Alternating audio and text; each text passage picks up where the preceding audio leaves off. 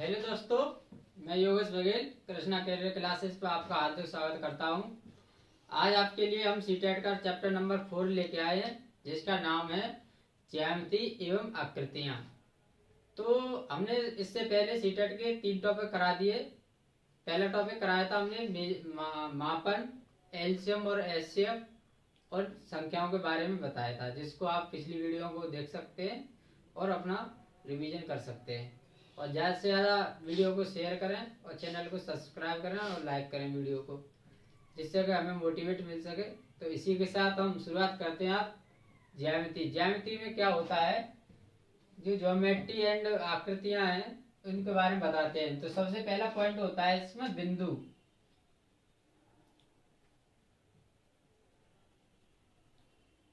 तो बिंदु होता है, तो बिंदु क्या होता है? देखो, बिंदु एक पॉइंट होता है, जैसे ये पॉइंट है। बिंदु ऐसा वह मापन जिसका ना कोई लंबाई न चौड़ाई का कुछ पता नहीं होता है, बिंदु कहलाता है। देखो ये क्या है, बिंदु, इसकी कोई लंबाई चौड़ाई हम नाप सकते हैं? नहीं। तो आप कभी देखो ऐसा, कभी छोटा बिंदु रख सकते हो उसमें, कभी बड़ा, तो इसकी लंबाई चौड़ाई कुछ नहीं होती है। तो ये कहलाता है बिंदु। अब इसके बाद आता है नंबर 2 पॉइंट आता है रेखा। रेखा क्या होता है कि रेखा ऐसी रेखा, ऐसा एक लाइन होता है जो अनंत तक होती है। देखो ये रेखा है, ये हमें पता नहीं कि ये कहाँ तक जाएगी। तो ये रेखा होती है, रेखा है। तो ये इसको हम क्या कहते हैं? लाइन कहते हैं, रेखा। अब हम तीसरा पॉइंट, रेखा के बाद तीसरा पॉइंट है रेखाखंड।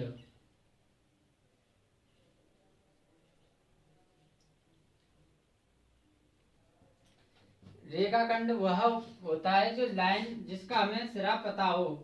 तो ये हमें एक जिस लाइन का मापन कर सकें, यानी जिस लाइन को नाप सकें, ये रेखाखंड कहलाता है। तो इस तरह से आपको आशा करता हूँ कि समझ में आ रहा होगा। अब देखो ये, इसमें ये क्या हो जाएगा, ये हो जाएगी तुम्हारी इतनी लाइन और ये हो जाएगा रेखाखंड। तो ये रेखाखंड हो गया। अब अगला पॉइंट है आपका किरण। किरण क्या होता है?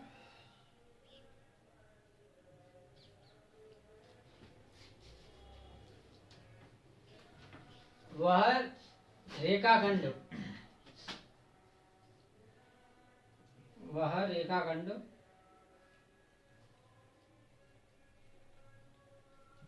वह रेखाखंड जिसका एक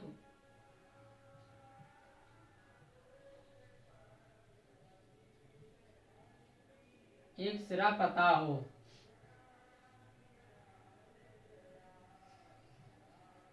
तो ये रेखाखंड है, तो जिसका हमें एक सिरा पता हो। तो ये देखो, सॉरी टेढ़ी हो रही है। ये देखो क्या हो जाएगी, ये हो जाएगी आपकी किरण हो जाएगी। तो इसको क्या बोलेंगे आप?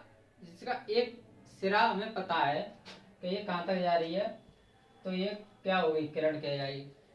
तो अगला पॉइंट है समांतर रेखाएं।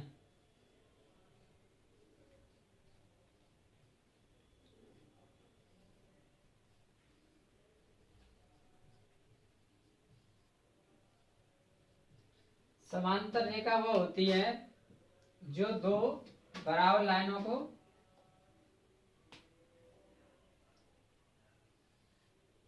जो कहीं पर नहीं मिले, अनंत, ये दो रेखाएं ये कहीं पे मिलेगी नहीं, ये अनंत तक जाएंगी। तो ये समांतर रेखा कहलाती है। इस तरह से हमने आपको 5 पॉइंट बता दिए। बिंदु क्या होता है, फिर दोबारा रिवाइज करवाते हैं। बिंदु होता है जिसकी लंबाई चौड़ाई हम कुछ ज्ञात नहीं कर सकते, तो ये बिंदु होता है।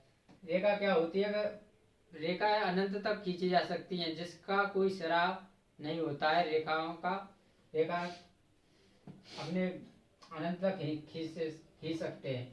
रेखाखंड क्या होता है कि इसके हमें दोनों सिरा पता होते हैं। ये इसकी वैल्यू हम ज्ञात कर सकते हैं, मान ज्ञात कर सकते हैं कि ये कितना है मान इसका। तो ये रेखाखंड हो गया। अब किरण क्या होता है? वह रेखाखंड जिसका एक सिरा पता हो।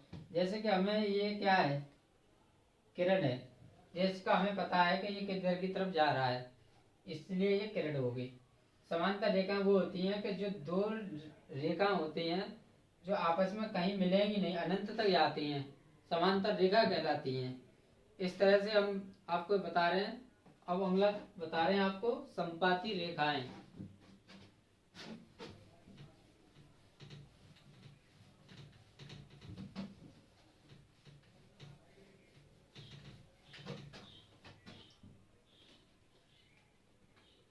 संपाती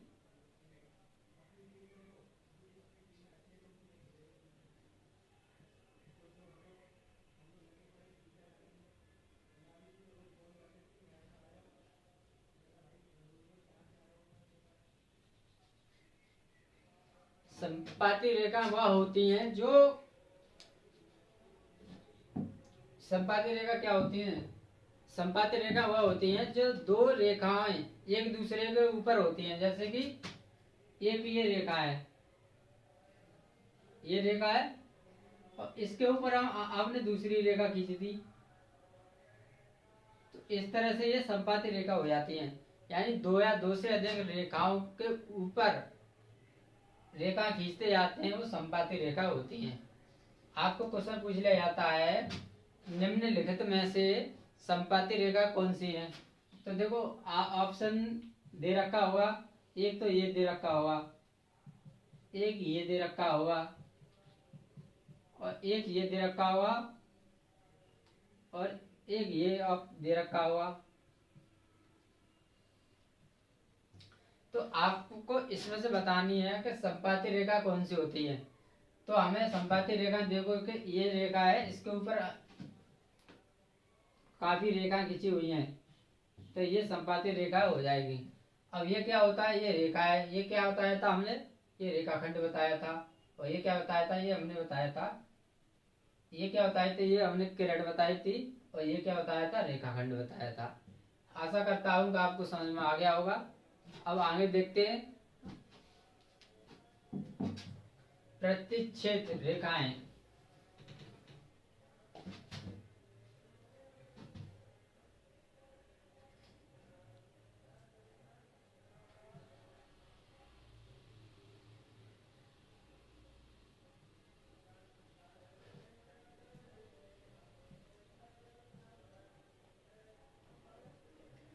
प्रतिच्छेद रेखाएं वह दो या दो से अधिक रेखा जो एक दूसरे को काटें, प्रतिच्छेद करें, यानी प्रतिच्छेद रेखा कहलाती है। जैसे एक रेखा हमने ऐसे खींच दी, एक हमने रेखा ऐसे खींच दी, तो ये देखो यहाँ इस पॉइंट पर काट रही है, तो ये क्या हो जाएगी? ये प्रतिच्छेद रेखा हो जाएगी। इस तरह से इसको याद रखना है। तो प्रतिच्छेद रेखा क्या होती है? वह रेखा है जो एक दूसरे को एक पॉइंट पर काटे, वह प्रतिच्छेद रेखाएं कहलाती हैं। अब देखते हैं आगे संगामी रेखाएं। संगामी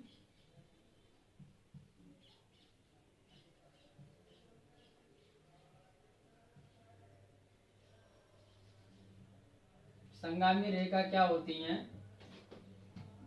वह रेखा जो वह विभिन्न रेखाएं जो एक ही बिंदु पर काटें, एक ही बिंदु पर अनंत रेखा काटें, संगामी रेखा कहलाती हैं। यानी देखो ये एक ही बिंदु पर काट रही हैं, तो ये क्या हो जाएगी? ये संगामी रेखाएं कहलाती हैं।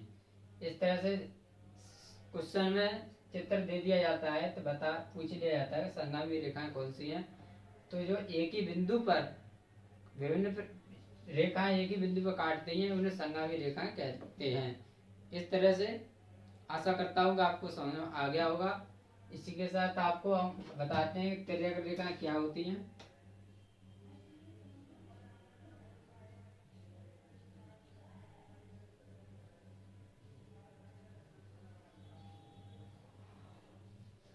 तिर्यक रेखा क्या होती है? दो दो रेखाएं जो एक बिंदु पर काटें।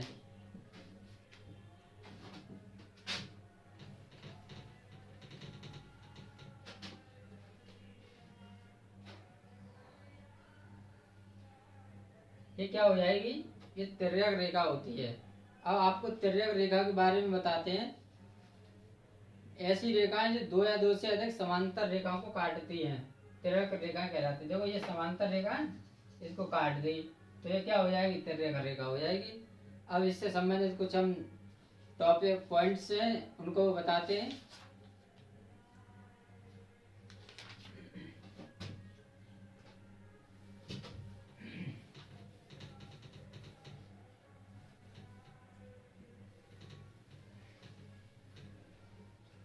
जो तिर्यक रेखा है जो समांतर रेखाओं को किसी बिंदु पर काटें तो वे तिर्यक रेखाएं होती हैं। अब इसके जो कोण है जिनमें हम देखेंगे कि एकांतर कोण क्या होते हैं।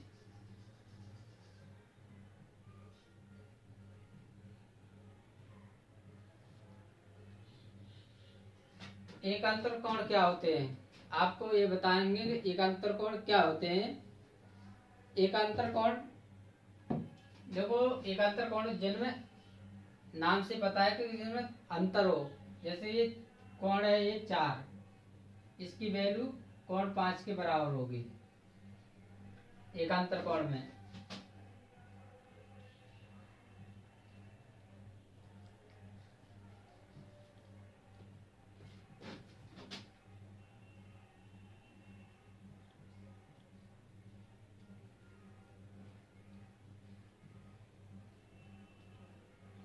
देखो ये कोण 4 बराबर कोण 5 हो जाएगा एकांतर कोण। 3 का कितना हो जाएगा एकांतर कोण? ये वैल्यू आपको 6। 1 का एकांतर कोण कितना हो जाएगा? 8। और 2 का एकांतर कोण कितना हो जाएगा? 7 हो जाएगा। इस तरह से हमें इनको याद रखना है, ध्यान रखना है कि एकांतर जिनमें एक अंतर हो, मतलब एक जैसा अंतर हो। 4 यहाँ पर आ रहा है, देखो 5 यहाँ आ रहा है, तो इस तरह से हमें एक अंतर कोण को निकाल लेते हैं। अब इसके बाद एक और कोण होते हैं जिनका नाम है संगत कोण। संगत कोण कैसे निकालेंगे आप? संगत कोण कैसे निकालोगे? संगत कोण होते हैं, एक मिनट,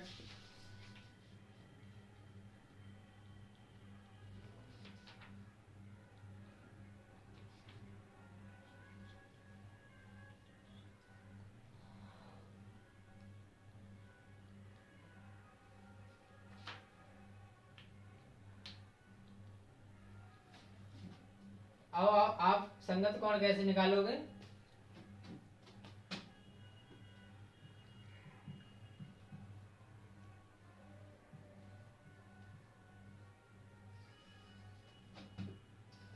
चार का हो जाएगा एकांतर कोण 6 हो जाएगा। 4 को 5, ये थोड़ा मिस्टेक होगी इसमें।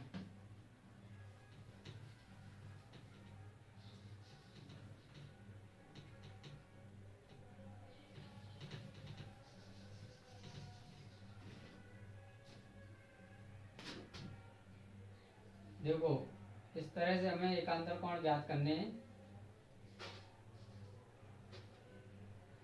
1 2 3 4, 1 2 3 4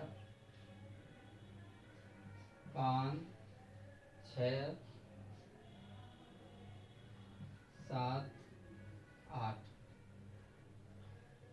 इस तरह से हमें एकांतर कोण कैसे ज्ञात? तो 4 का एकांतर कोण कितना हो जाएगा? 4 का एकांतर कोण हो जाएगा 5 हो जाएगा। 4 का 5 हो जाएगा। 3 का कितना हो जाएगा? 6 हो जाएगा। मैंने ये बिल्कुल सही बताए थे। 3 का कितना हो जाएगा? ये 6 हो जाएगा। यहाँ पर ये पहले बताए थे वो बिल्कुल सही थे।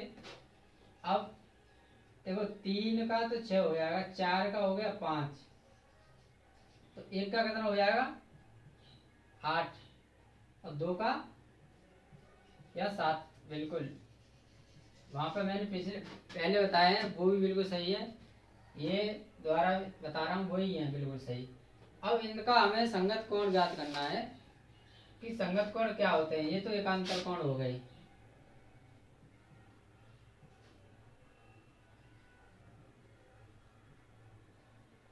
एकांतर जैसे कि ये यहाँ से यहाँ ये अंतर है, एक अंतर, एक जैसा अंतर, 4 का 5, 3 का 6, 1 का हो जाएगा 8 और 7 का हो जाएगा 2। इस तरह से अब हमें संगत कोण कैसे ज्ञात करने हैं। संगत कोण होते हैं, देखो 1 का हो जाएगा संगत कोण,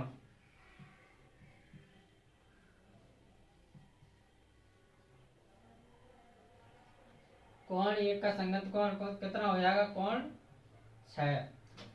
यानी कैसे निकालेंगे, आपको एकांतर कोण निकाल लिया आपने, अब संगत कोण निकालने हैं। तो देखो 1 का एकांतर कोण कितना है 8, 8 के सामने जो दे रखा होता है वही इसका संगत कोण हो जाता है। अब जैसे 4 का संगत कोण वो एकांतर कोण कितना है 5 है, 4 का एकांतर कोण कितना है 5 है। अब इसके जस्ट सामने जो संख्या दे रखी होती है वो संगत कोण हो जाएगी। इस तरह से आपको मतलब आप निकाल सकते हो इस तरह से। अब देखो हमें निकालना है 3 का, अब 3 का हमें संगत कोण निकालना है।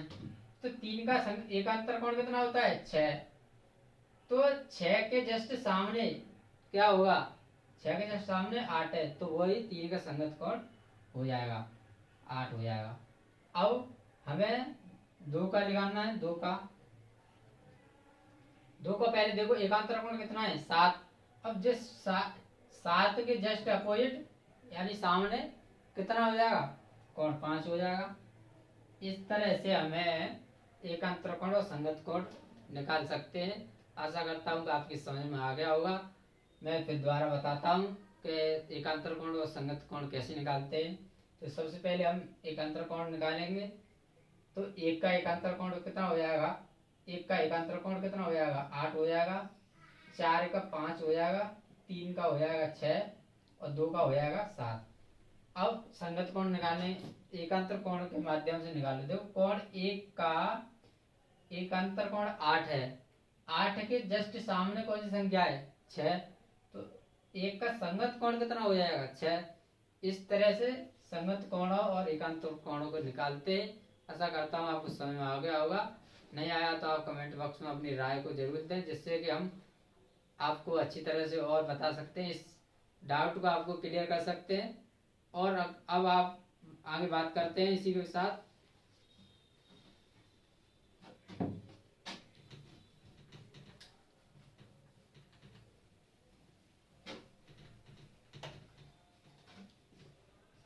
अब बताते हैं आपको त्रिभुज के बारे में।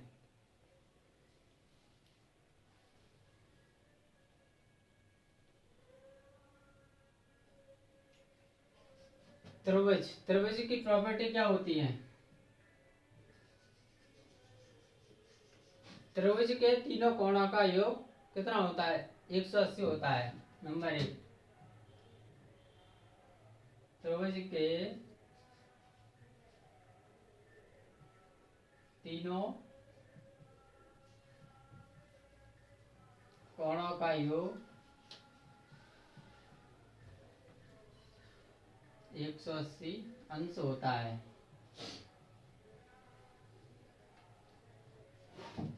देखो अगर हमें ये कोण दे रखा है 60 का और ये कोण दे रखा है हमें मान लो 100 का, तो ये कितना हो जाएगा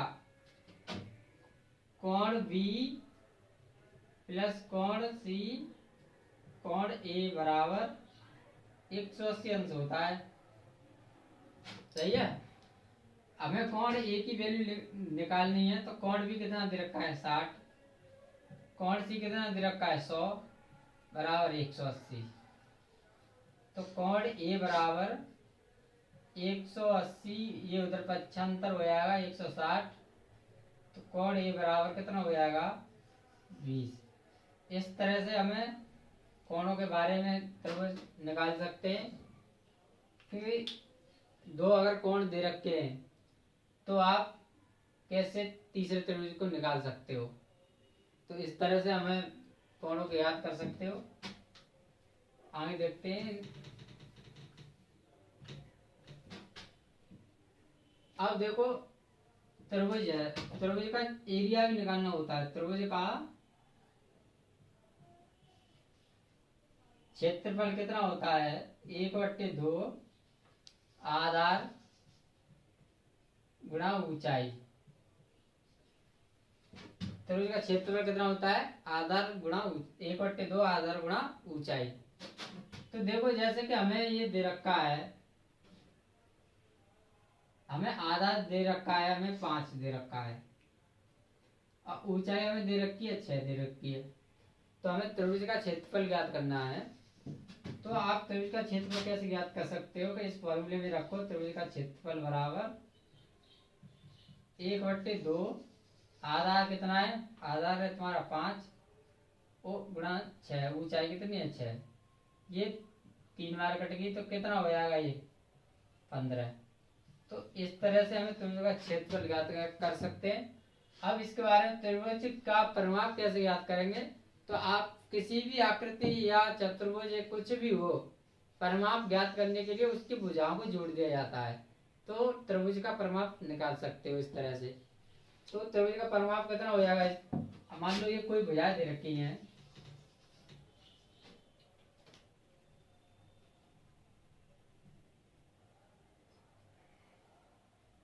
ये मान लो 3 है, 4 और ये 5। तो त्रिभुज का परिमाप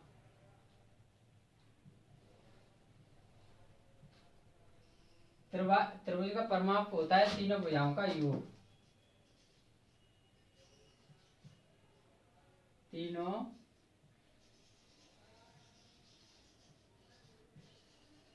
भुजाओं का योग,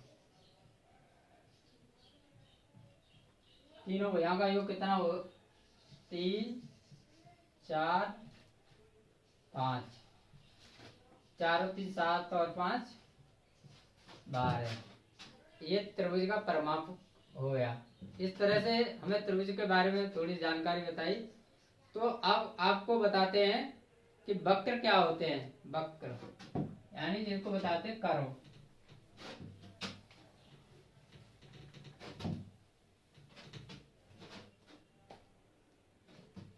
वक्र क्या होते हैं,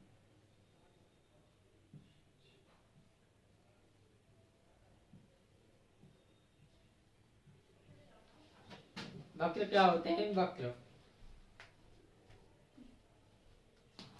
कागज से बिना पेंसिल उठाए बनाई कोई भी आकृति, सीधी या टेढ़ी, कोई भी आकृति है सीधी हो या टेढ़ी हो उसे वक्र कहते हैं। जैसे ये क्या है, ये एक कर्व है यानी वक्र है।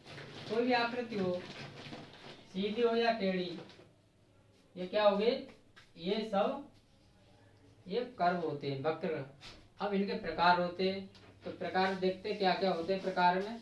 एक तो होता है तुम्हारा सरल वक्र, ये सीटेट में सीटेट के लिए ये काफी महत्वपूर्ण है, इसलिए आपको ये बता रहे हैं कर्व के बारे में क्या क्या क्या प्रॉपर्टीज होती हैं। तो अब हम बता रहे हैं आपको नंबर 1 सरल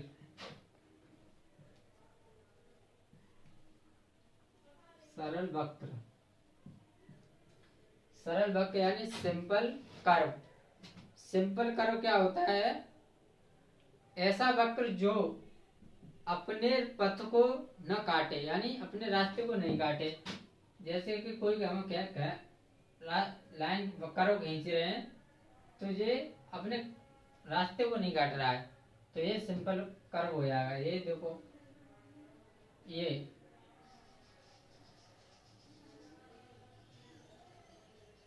अपने रास्ते को नहीं काटे, ऐसे नहीं करे कि ये काट दिया तो ये गलत, ये सरल वक्र नहीं होगा।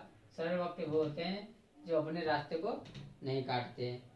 तो इस तरह से हमें अब देखो इसमें एक ऐसे ही होता है चंद्रमा टाइप का, ये भी सरल वक्र है। ये अपने रास्ते ये काट नहीं रहा है अपने रास्ते को, इसलिए इसको सरल वक्र कहेंगे। अब देखो असरल वक्र, नाम से ही पता होगा कि असरल वक्र क्या होते हैं।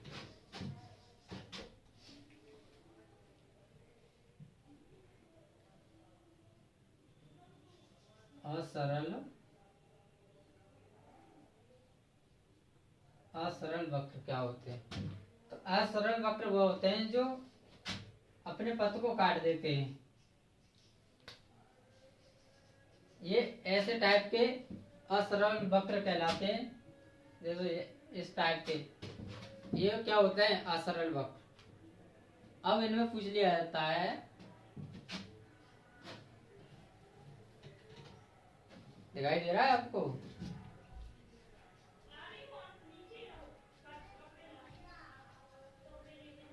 दिखाई दे रहा है?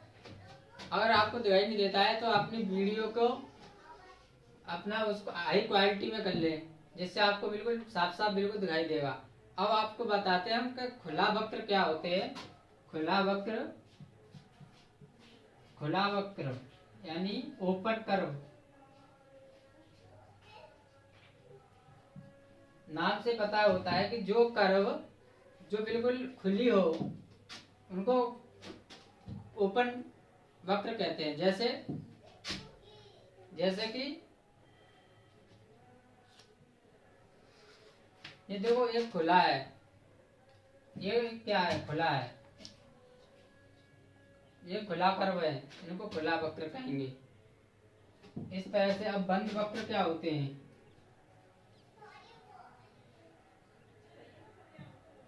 बंद वक्र ऐसे कर्व जो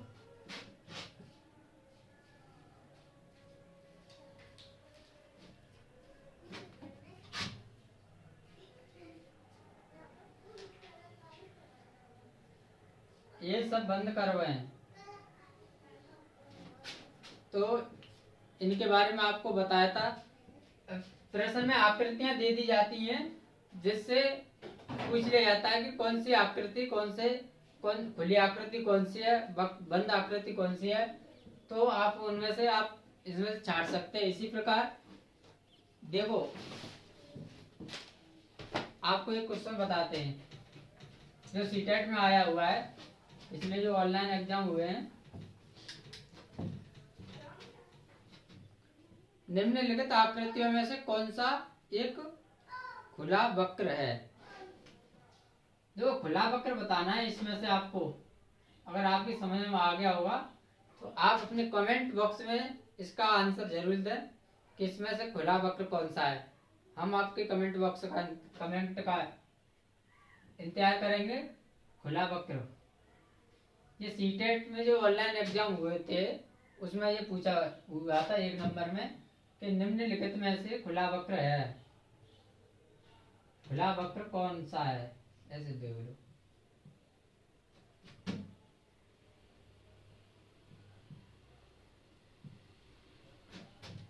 तो देखो आकृतियां दे रखी हैं।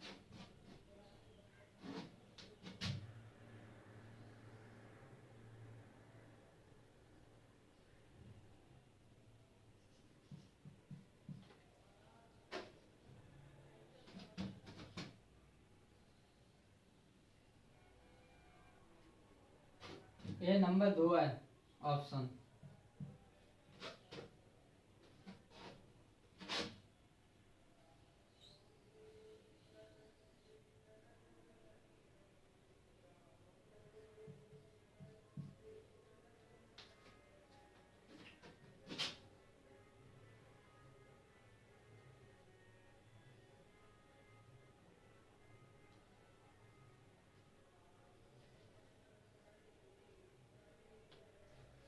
आप में से इसमें से बताना है कि निम्नलिखित में से कौन सा वक्र खुला है। तो आपको इसमें कमेंट बॉक्स में बताएं कि इसका आंसर क्या होगा, हम आपको बताएंगे। आपको अगर समझ में आ गया होगा तो इसका आंसर बताना है कमेंट बॉक्स में। कि इसका आंसर क्या है। इसी के साथ आपको आशा करता हूँ कि आपके समय आ गया होगा। अब आपके लिए कल नया टॉपिक नया इससे आगे लेके जाएंगे। आप ज़्यादा से ज़्यादा सीटेट के लिए रिवीजन करें, मैथ को हमसे क्वेश्चन पूछें हमारे व्हाट्सएप नंबर माध्यम से, जिससे कि हम आपको हेल्प कर सकें। जो भी डाउट है आप कभी भी पूछ सकते हो बेझिझक, हम आपके लिए हमेशा तैयार हैं। और इसके साथ वीडियो को शेयर करें, चैनल को सब्सक्राइब करें। इसके साथ वीडियो को धन्यवाद, राम राम।